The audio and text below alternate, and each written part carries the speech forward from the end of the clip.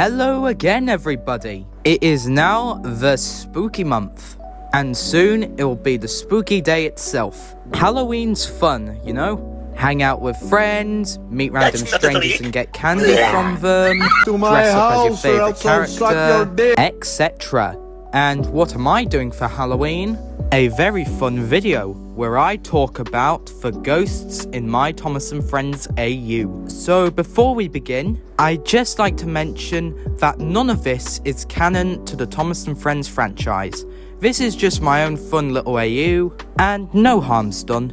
I'd like to also mention that I have taken great inspiration from Fireporter. Link to his ghost videos in the description and a link to his channel. Now with that out of the way, let's begin.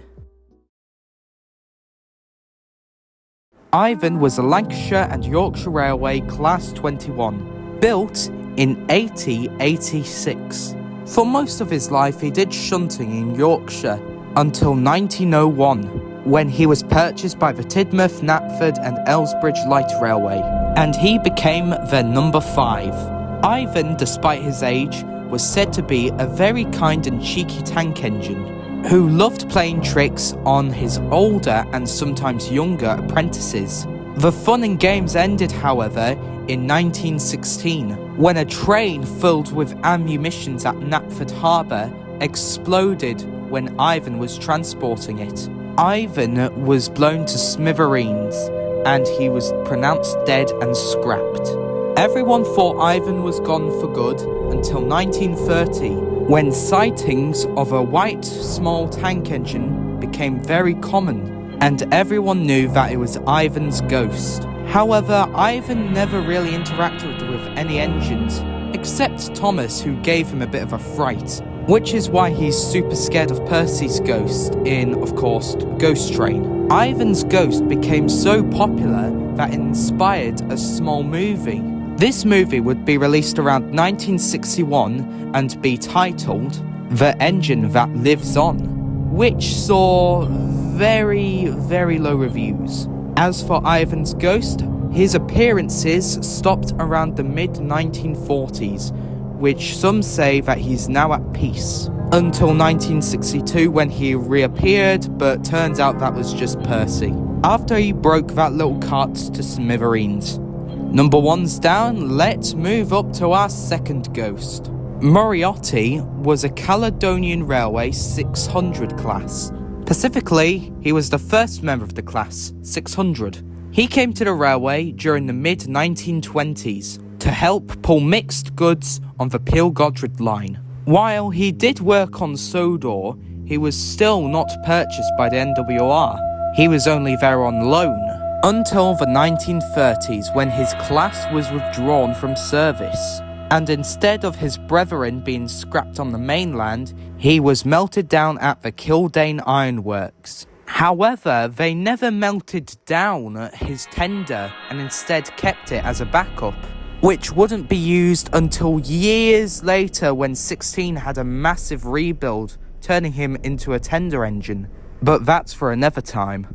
Moriarty's ghost would be seen in the 1950s when he was wandering round the ironworks looking for his tender, and he was actually very hostile, screaming at workmen and engines whoever got near, and his ghost would be seen around June to October, until 2011 when 16 finally drove him away by showing his tender. Now Moriarty's ghost no longer appears, which meant that he was finally at peace, and the Iron Twins could finally get their sleep back. That was a fun one. Let's go on to a different one now, which is much more friendlier.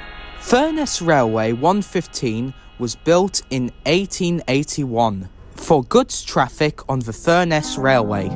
She was said to be a kind, very friendly engine, and she was friendly with any crew she was given. But everything changed on the 22nd of September 1892. While shunting in Lindell Yard, a sinkhole appeared underneath 115, where she was taken by it. While no one was hurt, 115 was stuck in the sinkhole, breakdown gangs did recover her tender, however 115 herself disappeared a further 60 feet underground, and she was completely stuck with no way of getting her out. And so, she was buried underneath 300 wagons of ballast, to the remorse of the Furness Railway and 115's crew. 115's ghost would later be sighted in 1935, when it failed to warn Henry of the oncoming stopped goods train during the Flying Kipper incident. 115 would be seen numerous times until 1951, when the yard was ripped up and trains didn't park in the yard anymore. But there have been the occasional sightings, but they're not often. Only around September 22nd, where you can hear the silent whistle and the sound of ground collapsing. However, 115's tender is preserved at the Peel Godred Railway Museum, which is nice. During World War II, the London and North Eastern Railway commissioned the North Western to build them some new 262 designs, with some austerity modifications and some LMS touches. And the first member of the class was outshopped in 1941, and this new class was given the name of the N.W.R. Iron Horses. Around 10 more were constructed and 2 were already finished until Crovensgate Works was bombed by Nazi Germany, and 7 of the engines that were nearly complete were completely destroyed, apart from the 3rd engine, which would later be known as Nigel, and the blueprints were also destroyed, meaning there could be no more engines built, and the L&ER backed out on the deal in favour of just building more V2s. However, around the mid-1960s, whispers, shrieking and screams could be heard, likely coming from the engines that were blown up. These screams and shrieking stopped after the old workshop was demolished in favour of building a new standard one, which unfortunately, while some say they're at peace now, there is also the factor that they're still on that part of the line, screaming and shrieking, but can't go on to the afterlife, which is pretty sad. Y'all knew this one was coming from the thumbnail alone. Proteus was a mid-Sodor engine built for the mid-Sod all the way back in 1878, meaning he's older than Duke and Skarloey. Proteus worked on the mid-Sodor for several years, and him and Duke outlasted any new engines. They had a brother-like bond, you could say. And in 1910, Proteus cannibalized engine parts from John and Albert, and he stood out very much amongst the crowd of the mid-Sodor fleet. When I mean that he cannibalized John and Albert. However, Proteus didn't last long after that, as in 1911, he was travelling back from the Boulder Quarry light engine. The Old Iron Bridge was the only way to get to Boulder Quarry and was also the main link-up to the Skarloey Railway. And without warning, Proteus jumped from the tracks and fell straight down to the ravine with his crew in tow. No one ever saw him nor his crew again. Proteus ghosts would first be spotted in 1970, when there were plans of refurbishing the old track bed for the Skarloey Railway to run trains up to Peel Godred, which, side note, never happened. Engines refurbishing the line saw Proteus's ghost numerous times, until eventually the Boulder Quarry incident happened, which some say was the cause of Proteus, but no one ever saw Proteus' ghost outside of the girder bridge. Since 1973, when the incident happened, the girder bridge still remains up, and some say still to this day Proteus travels over that girder bridge, always wanting to cross over the bridge to the afterlife, but he'll never make it. Proteus has become a local legend, and a statue for him has been erected since 2002. Some say he had a magic lamp, but this was never a thing on him. It was just made up to make the story more interesting. And now, we have made it to the most interesting and violent ghost. This is the ghost of Tibultt. Tibultt was a Caledonian Railway 944 class, built in 1917 and came to the railway at the same time as Moriarty. Tibultt was said to be very reckless with his trains, not caring much for his passengers nor goods. Even 98462 was appalled with Tibullt's actions and recklessness. Tibultt would speed down the line no more, as in 1937 he was running early with his train, too early. At the same time, Stacy and Sudbury, two of the Sudbury triplets, was taking a goods train out of Sudbury Junction. Originally, they would have had time to move out of the way, since they were expecting Tibultt to be another 10 minutes. However, this wasn't the case, and disaster struck.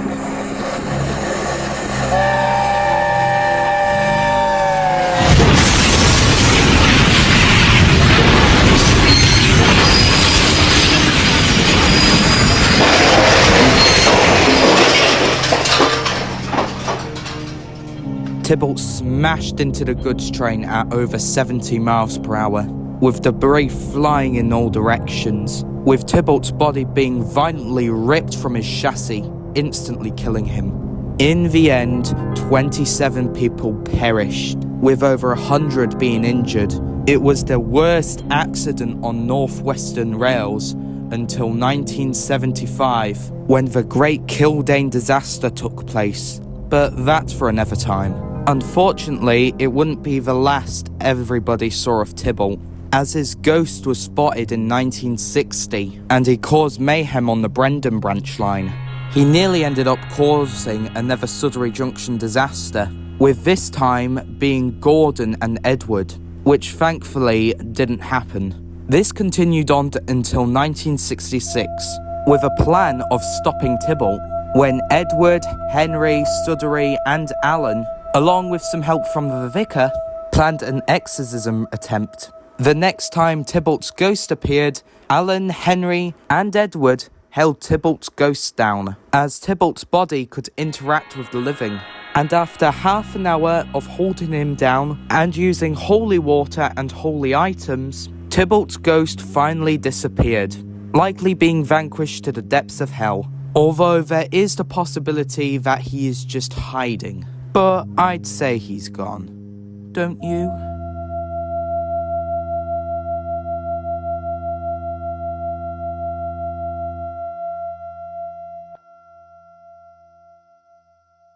Wow, that is a lot to take in. So there you go. Those are all the prominent ghost engines on the Northwestern and Skarloey and Mid-Sodor and blah blah blah. Of course, there are several more ghost engines in my AU, but I've just listed out the ones I have fully figured out. There's of course Little Giant's Ghost, Smudge's Ghost, and a few more. But they can be saved for maybe another time, maybe even next Halloween. Who knows? For now, I hope you've really enjoyed this video. Make sure to like, share and subscribe, and I'll see you next time, when hopefully we can cover the Big G himself in my Ideal series. But for now, goodbye and have a happy Halloween.